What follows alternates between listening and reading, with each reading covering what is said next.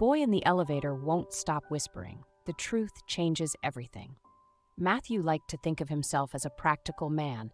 He didn't let little things unsettle him, but today was different. He had an important meeting on the 45th floor of one of the tallest buildings in the city, a meeting that could potentially elevate his career. As he entered the sleek steel-clad elevator in the downtown corporate tower, he barely noticed the boy already inside, wearing oversized headphones. The boy, no older than 12 or 13, stood in the corner, his back to Matthew, slightly hunched, whispering something under his breath. His lips moved rapidly, and he occasionally nodded as though agreeing with whatever invisible voice was talking to him. Matthew pressed the button for the 45th floor and leaned back against the polished metal wall. As the elevator doors slid shut and the numbers above the door began to light up one by one, Matthew glanced again at the boy. Something was off. Most kids wore headphones blasting loud music, but this boy's headphones were eerily silent. No thumping bass, no faint beats escaping into the quiet air. Just whispering. Matthew shifted uncomfortably. He wasn't usually one to engage with strangers, especially children, but this situation was getting under his skin. The boy hadn't even acknowledged his presence, which only added to the oddness. He was whispering louder now, his voice barely audible over the hum of the elevator.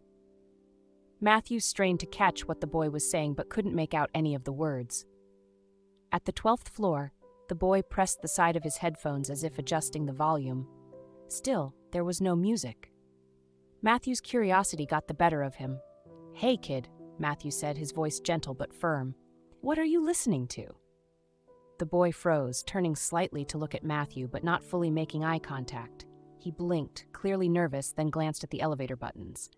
For a moment, Matthew thought the boy was going to ignore him, but after a tense pause, the boy muttered something almost inaudible. "The battery's dead," the boy whispered, his voice filled with a nervous edge. Matthew raised an eyebrow. "What?" "The battery," the boy repeated, this time more clearly. "My headphones, the battery's dead." "Oh," Matthew said, feeling a wave of awkwardness wash over him. "Well, why don't you just take them off then?" The boy shook his head quickly. "I can't. I don't want him to see me like this." Matthew blinked in confusion. "Who, your dad?" The boy hesitated before nodding, his hands gripping the strap of his backpack tightly. The elevator continued to rise, but the tension in the small space grew. Matthew didn't know why, but something in the boy's demeanor felt heavy, almost like he was carrying a burden far too big for his age. They passed the 20th floor. The boy still hadn't moved much, just occasionally adjusting his headphones as though pretending they were still playing music. "Are you nervous about something?" Matthew asked, softening his tone. "You look like you've got a lot on your mind." The boy let out a deep sigh, his shoulders slumping. He turned fully toward Matthew now, the nervous energy in his face impossible to miss. "I have a meeting with my dad," he said, barely louder than a whisper. "Meeting?" Matthew repeated, slightly taken aback. "At his office?" The boy nodded. "He's the CEO of the company on the top floor. I'm supposed to see him today, but—" His voice trailed off and his gaze dropped to the floor. Matthew's stomach sank. Suddenly, everything made sense. The headphones, the whispering, the anxiety. The boy wasn't just any kid. He was the son of someone important, someone powerful. "But what?" Matthew asked gently. The boy shuffled his feet, seeming reluctant to speak. Finally, he whispered, "He never has time for me. I don't know why he even asked to see me today. He's always too busy." Matthew was struck by the raw vulnerability in the boy's voice. Here was this kid, standing in an elevator headed toward the office of a man who probably had more money and power than Matthew could ever dream of. And yet, he was scared, not of his dad's power, but of his indifference. The elevator glided past the 30th floor. Matthew glanced at the panel of buttons and then back at the boy. He didn't know what to say, but he felt compelled to offer something, anything, to ease the boy's pain. "Your dad's the CEO of this whole company?" Matthew asked. "Yeah," the boy replied, looking up. "He runs everything. Everybody knows him. People say he's a genius." Matthew nodded. He had heard of this building's CEO, a man named Robert Cline. He was a billionaire, well known in the business world for his ruthless efficiency and brilliant mind, the kind of man who built his empire from scratch. But as Matthew looked at the boy, He realized there was another side to this man's success, a side that had clearly taken a toll on his family. "What's your name?" Matthew asked. "Ryan," the boy said quietly. "Well, Ryan, I can't pretend to know your dad, but—" Matthew hesitated, choosing his words carefully. "You're his son. That matters more than any meeting or company. I'm sure he'll see that too." Ryan didn't look convinced. "He always cancels. Every time I try to see him, he's too busy with work. I feel like I don't exist to him." The boy's words hit Matthew hard. He had no children of his own, but he couldn't imagine the kind of loneliness Ryan must have felt. The elevator dinged, passing the 40th floor. The tension in the air was palpable, but Matthew felt an urge to do something more, something to help this kid who was clearly struggling with far more than just nerves. "You know what?" Matthew said, a sudden idea forming in his mind. "Why don't I come with you?" Ryan looked up, surprised. "Why?" "Well, sometimes it helps to have someone with you," Matthew said with a reassuring smile. "Besides, maybe I can talk to your dad, help him see things differently." Ryan looked doubtful. "You think that would work?" "It's worth a try, right?" Matthew replied. "I mean, what's the worst that could happen?" The elevator dinged again, floor 45, the top floor. Ryan hesitated for a moment, then nodded slowly. "Okay." The doors slid open, revealing the sleek, marble-floored lobby of the CEO's office. Matthew stepped out first, followed by Ryan, who looked like he was about to face a firing squad. A tall receptionist greeted them with a polite smile. "Mr. Cline is expecting his son," she said, nodding toward Ryan. Ryan gave a small, nervous nod, and the receptionist directed them toward the large, oak double doors at the end of the hallway. Matthew could feel the weight of the moment as they approached the office. Ryan was tense, his steps slow, but he followed Matthew's lead. When they reached the door, Matthew knocked. A deep voice called from inside, "Come in."